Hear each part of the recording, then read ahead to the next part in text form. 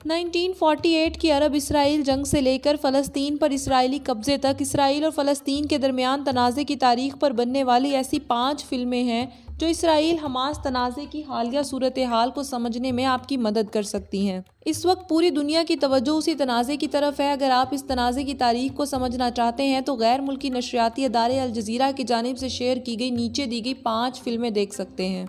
अल नकबा फ़लस्तीनियों के मुताबिक 1950 की दहाई के अवाइल में 1948 से 49 की जंग के दौरान कम अज़ कम 7,50,000 अफराद को अपने घरों से जान बचाकर भागना पड़ा, जिसे फ़लस्तीनी नकबा या तबाही के नाम से जानते हैं। इसके बरक्स इसराइलियों का मानना है कि 1948 की जंग के बाद उनकी रियासत कायम हुई। दस्तावेज़ी फ़िल्म अल नकबा 4 हिस्सों पर मुश्तमिल सीरीज़ है, जिसमें उस दौर के तारीख़ी वाक़यात के बारे में तफसीलात बताई गई हैं, जिसके असरात आज भी नुमायाँ हैं। नंबर 2, दी वॉर जून 1967।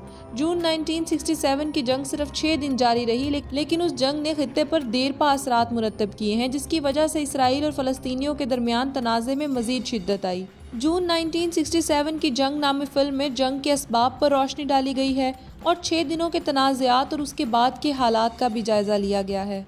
नंबर 3, यरूशलेम डिवाइडिंग अल अक्सा।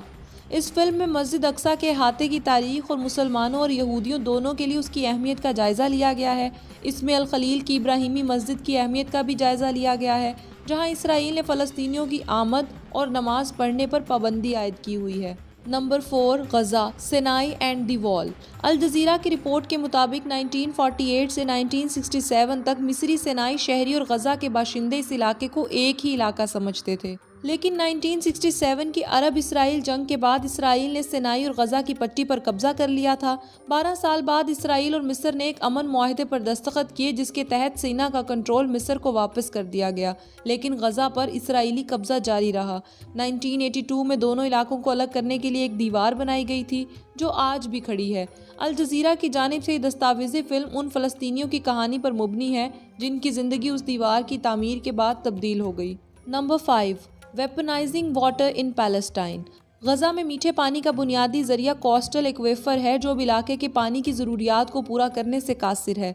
कोस्टल एक्वेफर से पानी की बहुत ज़्यादा निकासी करने के बाइस पानी सीवरेज से आलूदा हो गया है। इसके अलावा बढ़ता हुआ दर्जा हरारत मज़ीद मुश्किलात पैदा कर रहा है। इस फिल्म में इस मसले पर रोशनी डाली गई है कि किस तरह इसराइल के कब्ज़े और माहौलियाती मसाइल के नतीजे में फ़लस्तीनियों को पानी की कमी की सबसे शदीद मसाइल का सामना है।